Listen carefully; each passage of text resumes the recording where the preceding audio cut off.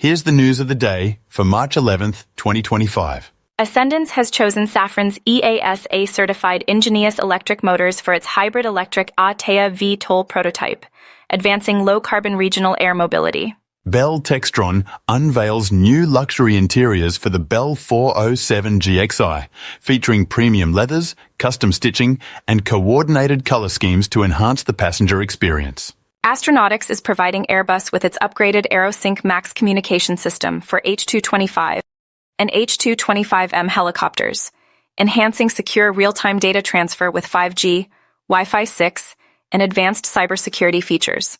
PJ Helicopters and Winco Powerline Services have adopted Ciro by AirSuite as their flight operations and safety management system, enhancing fleet tracking and safety integration. Astronautics is supplying 32 Roadrunner EFIs to Patria helicopters for the Royal Norwegian Air Force's Bell 412 upgrade, enhancing avionics and mission readiness. Aviation Battery Systems' StartStick portable GPU is enhancing JAARS global mission flights, providing reliable engine starts in remote, high-temperature environments. Quantum Systems has fully acquired Air Robot, expanding its drone portfolio with copter technology and strengthening support for the Bundeswehr and European partners.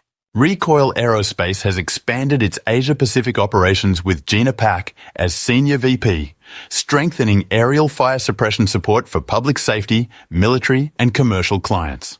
The Westchester County Police Department has equipped its Bell 407 helicopters with Outerlink's Air IP Wi-Fi system, enhancing aerial surveillance with real-time HD video streaming and expanded connectivity. Eye in the Sky has appointed Keir Brown as General Manager to lead sales growth and advanced cockpit video recording technology, reinforcing aviation safety and operational oversight.